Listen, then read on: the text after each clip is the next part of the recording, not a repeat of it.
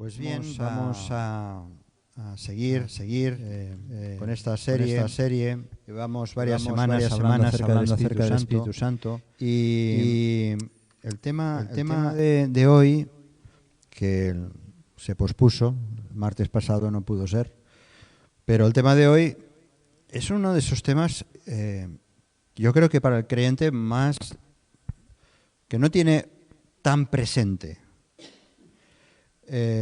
Estaremos hablando de la santificación y del fruto del Espíritu Santo. No es un tema del que se habla mucho, ¿no? Cuando uno piensa en santos, nosotros sabemos cuando leemos las Escrituras y leemos el Nuevo Testamento, ¿no? Las epístolas, Pablo se dirigía a los santos de Galacia, de Roma, y se refería a todos los creyentes.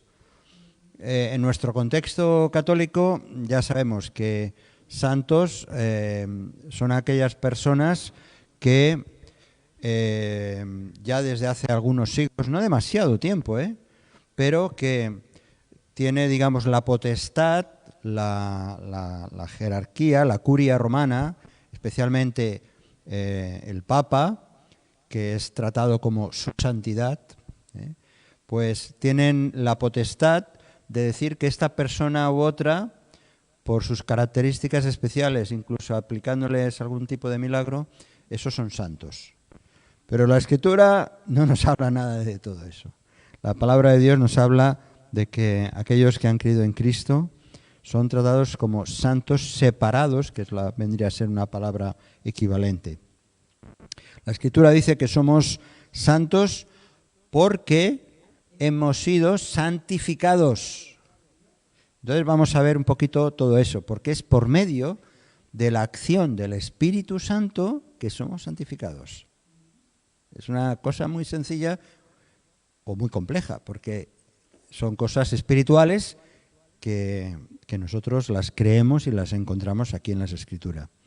Y es porque eso ocurre de que hemos sido santificados por el Espíritu Santo, porque un día aceptamos la obra de Jesucristo en la cruz del Calvario y el perdón de nuestros pecados han sido limpiados gracias a esa sangre derramada por nosotros. Así que la santificación es un tema muy importante, es trascendente en la vida cristiana y sin embargo no lo tenemos muy en cuenta. Por eso yo espero que aunque hoy seamos pocos aquí, otros nos están siguiendo desde la distancia, pero luego, como todo esto queda grabado en el canal de la Iglesia, en el canal de YouTube, se puede seguir toda la serie perfectamente. El martes pasado le pedí a Joan que leyéramos Romanos capítulo 8. Vamos a leer otra vez, pero solamente vamos a leer los primeros versículos. Ahora lo leo yo porque luego hay unos cuantos y os pediré ayuda a los aquí presentes, ¿vale? Leo así en Romanos capítulo 8 los primeros versículos solo. Por cierto, recuerdo que no he quitado el volumen de mi móvil, así que lo quito y espero que vosotros también. Ya está. Bien, Romanos capítulo 8, versículo 1 dice: Ahora pues, ninguna condenación hay para los que están en Cristo Jesús, los que no andan conforme a la carne, sino conforme al Espíritu. Porque la ley del Espíritu de vida en Cristo Jesús me ha librado de la ley del pecado y de la muerte. Porque lo que era imposible para la ley, para cumplimiento de los 10 mandamientos, o de todo lo que dice el Antiguo Testamento, dice, por cuanto era débil por la carne, Dios, enviando a su Hijo en semejanza de carne de pecado y a causa del pecado, condenó al pecado en la carne. Versículo 4, para que la justicia de la ley se cumpliese en nosotros, que no andamos conforme a la carne, sino conforme al Espíritu. Porque los que son de la carne piensan en las cosas de la carne, pero los que son del Espíritu, en las cosas del Espíritu. Porque el ocuparse de la carne es muerte, pero el ocuparse del Espíritu es vida y paz. Por cuanto los designios de la carne son enemistad contra Dios, porque no se sujetan a la ley de Dios, ni tampoco pueden.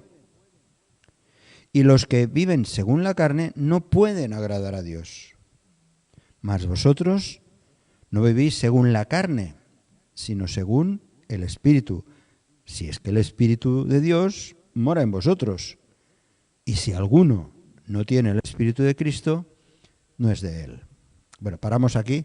Todo el capítulo 8 es fundamental y trata precisamente de todo este tema. Vamos a ver si sacamos algunas ideas. Y si hay algo que veis que es un poco denso, que no se entiende, por favor, decidlo, porque hay unos cuantos conceptos importantes. En Romanos capítulo 15, versículo 16,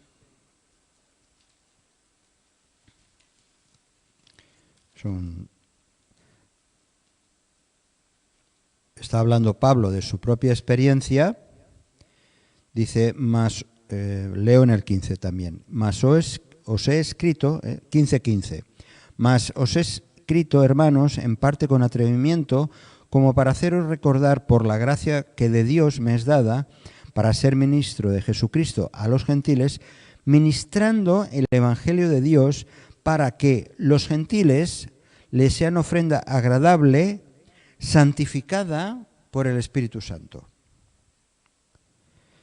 Es decir, Pablo estaba empeñado en predicar el Evangelio para que los gentiles, los que no eran judíos, pero tampoco creyentes, pero él predicaba para que por medio del Espíritu Santo, de la obra del Espíritu Santo en las personas, fueran santificados. Bueno, pues vamos a ver algunas de estas cosas, ¿vale?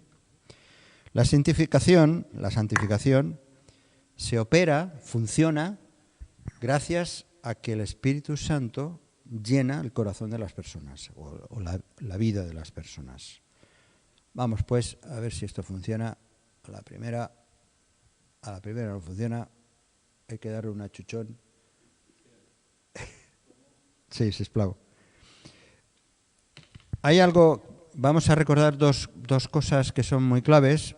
En primer lugar, el Espíritu Santo da al creyente una nueva naturaleza. Y es un concepto totalmente, es muy importante. Pedro dice que pasamos a ser participantes de la naturaleza divina, y ahora sí que ya pido vuestra colaboración. Segunda de Pedro, la segunda epístola de Pedro, segunda de Pedro, capítulo 1, versículo 4. Segunda de Pedro, capítulo 1, versículo 4. Y ahora sí que os pido vuestra ayuda. Empezamos por aquí. Ahora este versículo. Bueno. Perfecto, gracias. Sí. Capítulo 1, versículo 4. Por medio de las cuales nos ha dado preciosas y grandísimas promesas, para que por ellas llegaseis a ser participantes de la naturaleza divina, habiendo huido de la corrupción que hay en el mundo a causa de la concupiscencia. ¿Cómo podemos ser participantes de la naturaleza divina si no es por la acción del Espíritu Santo? ¿Cómo vamos a participar de esa parte espiritual y eterna que viene de parte de Dios? Pablo habla muchas veces de Cristo en nosotros, el Espíritu Santo en nosotros. Este pasaje de 1 Corintios, capítulo 6, versículo 19, es muy conocido, que dice aquel, ¿o no sabéis que sois templo? No hace falta que lo busquéis. Aquel que dice, ¿no sabéis que sois templo del Espíritu Santo? Lo dice claramente Pablo a los corintios, porque somos partícipes de esa naturaleza nueva, distinta de la naturaleza vieja. Recibimos la nueva naturaleza en el momento que hemos creído, hemos leído este versículo, en el momento que hemos creído. Mirad, hay una ilustración que nos puede dar un poco de idea, ¿no? Porque cuando el Espíritu Santo viene a morar en el creyente, es algo totalmente nuevo. No es una reforma. Sabemos lo que son las reformas, ¿no? En las casas tienes que hacer arreglos, pero ahí está el cascarón viejo y vas haciendo arreglos. La idea un poco es la idea de, es otra ilustración, ¿no? Un injerto. Cuando un árbol silvestre que solo produce frutos malos o otro tipo de fruto y es injertado con una nueva naturaleza, se le pone un injerto, ¿no? Eso lo habréis visto, a lo mejor lo habéis hecho incluso, ¿no? Y ese injerto se pone para que produzca otros frutos o frutos buenos, ¿verdad? Y eso es una nueva naturaleza que se le injerta en el árbol viejo. Bueno, es un ejemplo, es una ilustración, pero es lo mismo con el Espíritu Santo en nosotros. Él pasa a ser nuestra nueva naturaleza, Él pasa a formar parte de esta vida en nosotros y por lo tanto esa parte espiritual, y aquí vamos a ir viendo un poquito ese doble concepto de carne y espíritu, el espíritu no puede pecar, el espíritu no peca, es santo, ¿verdad? Es santo. Si le dejamos, pues, que el Espíritu Santo actúe libremente en nuestra vida, entonces habrán buenos frutos, buenos frutos. Dice 1 de Juan, capítulo 3, versículo 9, 1 de Juan, capítulo 3, versículo 9. ¿Me estáis siguiendo, verdad? ¿Sí? Ya sé que muchos de vosotros conocéis todo esto muy bien, pero vamos a ver si podemos poner un poquito de orden. Primera de Juan, capítulo 3, versículo 9, primera epístola. ¿Lo pasáis el micro? ¿Quién lo tiene? Y si no, o detrás. Hay muchos versículos para leer.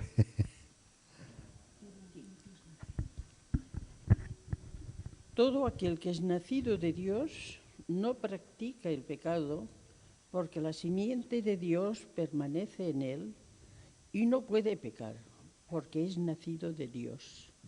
Bueno, fijaos, lo primero, yo no sé vosotros, pero yo recuerdo cuando era joven, leía este versículo y decía, hombre, pero si yo peco. Y aquí dice que todo el que ha nacido, todo aquel que es nacido de Dios no practica el pecado. Claro, esa nueva naturaleza... Una cosa es perdona. Sí. Una cosa es... Ponte el micro. Pecado y otra cosa es practicarlo. Practicar el pecado. Practicarlo es que no es lo mismo que pecar alguna vez sabiendo que no puedes pecar y caer alguna vez, ¿no? Pero no lo practicamos el pecado, digamos. Sí, sí. Y en cualquier caso, la vieja naturaleza sí que sería la que practicaría el pecado de una manera permanente. Por eso dice Juan que la simiente de Dios, es decir, la nueva naturaleza, que es la del Espíritu, dice, no puede pecar porque es nacido de Dios. Esa naturaleza nueva no peca. La que peca es el viejo hombre. De eso iremos hablando un poquito más. Avanzamos un poco más. La vieja naturaleza, y esa es la realidad, sigue existiendo en el hombre o en la mujer regenerado, en aquel que ha nacido de nuevo, que es creyente, confiando en Dios. Dice, como aquel árbol que hemos visto injertado sigue teniendo su vieja naturaleza, siempre está la vieja naturaleza en ese árbol original, siempre está intentando ganar posición, recuperar su lugar. Pero la nueva, el injerto nuevo, tiene que seguir dando, creciendo y recibiendo la savia. Y hay una lucha. Ahora, exactamente, ahí vamos a ir. Es la lucha que hay hasta el final de nuestros días vamos a tener esta lucha. Hay creyentes, o a lo mejor enseñanzas que dicen, no, tú puedes y tú no vas a volver a pecar. No, no, no, es una lucha permanente. El viejo hombre, o la carne, como dice la Escritura, como la llama, hay esa lucha. Lo hemos leído un poco en Romanos 8. Fijaos que Romanos 8, los 13 primeros versículos del capítulo 8 de Romanos, pues salen, ¿cuántas veces? La carne, la palabra carne, sale 13 veces. 13 veces. A los Gálatas, 13 veces sale la palabra carne en los primeros versículos, de la importancia que tiene o de la realidad que representa la carne, la vieja naturaleza en el creyente. Por eso Gálatas capítulo 5, por favor, Gálatas capítulo 5, versículos 16 y 17, aquí también lo tenéis en pantalla, pero vamos a leerlos.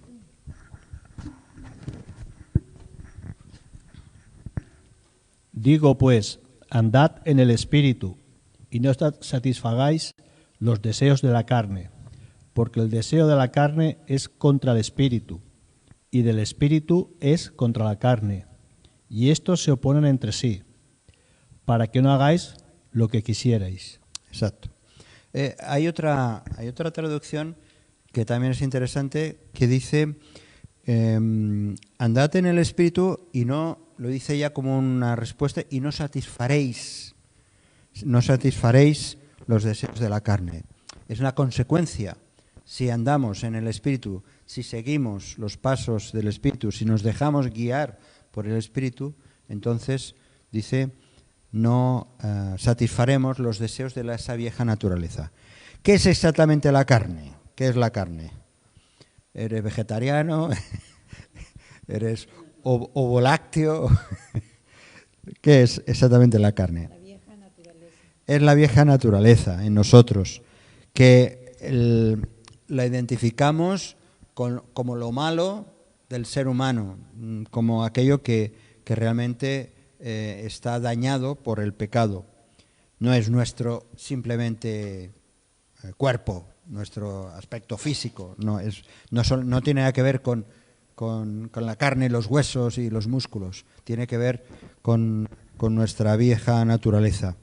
Es nuestro yo, todo lo que somos, aparte de Jesucristo. Pablo mismo nos da la definición en Romanos 7, 18. Esto lo leo yo, no lo busquéis, no hace falta que lo busquéis. Porque yo sé que en mí, esto es, en mi carne no mora el bien. Lo reconoce, ¿no? En mi carne no mora el bien. Yo creo que esto, yo no digo que nos lo tendríamos que tatuar, pero me parece que nos olvidamos muchas veces de esto que es una realidad. Así que el hombre nuevo realmente es Cristo injertado, por así decirlo, en nosotros por medio del Espíritu Santo. Y el viejo hombre somos nosotros mismos. ¿Sí? Eso es algo fundamental. Como la vieja naturaleza que hemos visto del árbol injertado continúa siendo silvestre, el árbol ahí está y tiene sus raíces, y según sus raíces no puede dar buenos frutos, siempre va a dar malos frutos. El deseo, por eso hemos leído que el deseo de la carne es contra el espíritu. Es posible que el creyente, y esta es la triste realidad, es posible que el creyente viva en la carne, viva siempre en la carne. Por eso, en algunos momentos determinados, Pablo dice, vosotros sois carnales, tendríais que ya haber dejado atrás esa carnalidad, pero todavía sois carnales. Por lo tanto, el creyente puede ser carnal, y es creyente, y ha nacido de nuevo. Y en esto vamos a ver cómo podemos someter el espíritu a la carne o a la vieja naturaleza. Lo hemos leído. Los que viven según la carne no pueden agradar a Dios, porque la mentalidad de la carne es muerte, no es vida. A los Corintios, Este texto ya lo hemos leído. En 1 Corintios, capítulo 3, versículos del 1 al 3. Es esto que estaba diciendo. 1 Corintios, capítulo 3, de versículos del 1 al 3. 1 Corintios, capítulo 3. No está aquí puesto. 1 Corintios, capítulo 3, versículos del 1 al 3. ¿Leéis, por favor? De manera que yo, hermanos, no pude hablaros como a espirituales, sino como a carnales, como a niños en Cristo.